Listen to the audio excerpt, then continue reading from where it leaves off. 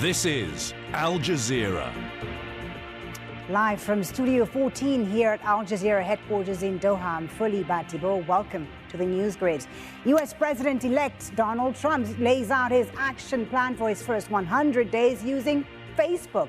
Top of that list, this is the world's largest trade agreement, the TTP. He says he'll pull out on day one in the White House. We explore what the Trans-Pacific Partnership Agreement is and the impact of a U.S. withdrawal. And do you think Trump is avoiding criticism by making these big announcements online without using any traditional media? We have a poll running on Twitter at AJ English, and you can share your thoughts with hashtag AJNewsGrid. Now let's bring in our social media producer, Leah. And Leah, the Facebook video of Donald Trump making that TTP announcement has been viewed, what, 5 million times already? Well, since we've talked fully and now that America's waking up, a lot of people seem to be watching this video over their breakfast. It's hit 7 million views now. It's just growing. It's wildly popular. Bring up his the Facebook page here. Donald Trump posted this video outlining his first 100 days in office on the 2017 presidential transition Facebook page. And like I told you, 7 million views and counting. This has gone up 2 million views in the last several hours, so it's a very popular video. Donald Trump also posted this graphic here, his 100-day plan, also on his Facebook page that he's been sharing quite a bit on here.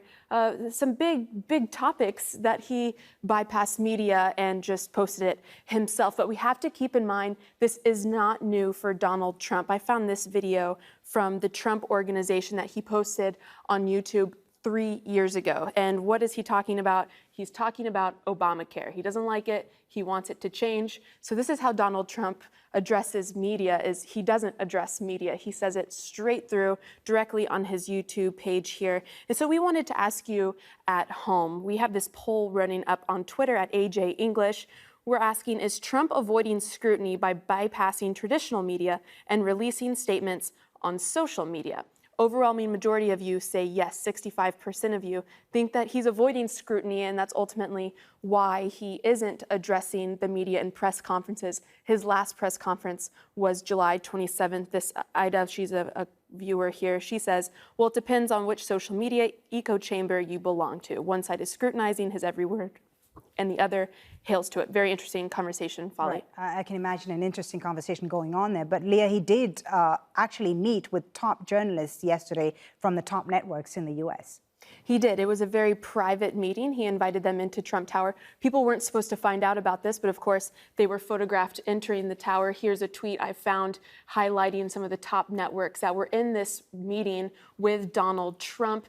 Again, it was a private meeting. People were not allowed to report on anything that was said in there, but there were leaked reports that he bashed these major networks for not telling the truth. Something also that I want to explain to you is that it is a tricky time to be a journalist in America right now. World Press Freedom Index here, this is from the Reporters Without Borders, posted this report earlier this year talking about the top freedom countries to be a journalist: Finland, Netherlands, Norway, numbers 1, 2, and 3. If I scroll down here, all the way down, still scrolling, number 41, the United States, right there, 41st for freedom for journalists. Very interesting conversation. You can join in on it with the hashtag AJNewsGrid. Many people we've been speaking to in this refugee camp are saying that this wall is an extension of that concern, criticizing the Lebanese government and going as far as calling the construction of the wall of shame.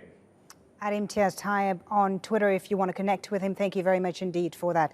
And Leah, what is the conversation on this story looking like online? What are people saying about the construction of this wall? Well, it's not so much what people are saying, but the images that are popping up. We have this picture. Every time you search it, this is pretty much guaranteed to come up in your search feed. I did a reverse image search on this image to check its validity, and it is in fact from Beirut from this weekend. It's of this yellow crane assembling the wall here. I found this interesting tweet. Imtiaz referenced it in his live just a few minutes ago, but the comparison This is from Dr. Hammami. He is drawing the comparison between three very, very well-known walls in the Middle East. This one being in Baghdad, actually. This one in the West Bank, and then the picture that I just showed you. A lot of conversation also going on from the Israeli side. This is Gabriel Rosenberg. He is a self-dubbed Zionist and a political advisor. He's saying Lebanon begins building a quote-unquote security wall around Palestinian refugee camp. Is it only an outrage when Israel does it? So I wanted to see what's trending in Lebanon today. This conversation is actually not at the top of the charts here. I have a trends map for you. Hashtag Eid and Istiqlal. It's because today is Lebanon's Independence Day celebration and independence trending in the country, perhaps drowning out the conversation that's going on around this wall construction. And we really want to hear from you at home on Twitter. We have a call out just asking you what you think about this. Do you think Lebanon's plan is a good plan, or do you disagree with it? We want to hear from you. You can engage with us here on Twitter. Be sure to use the hashtag AJNewsGrid, or you can write to me directly at Leah Harding, AJE.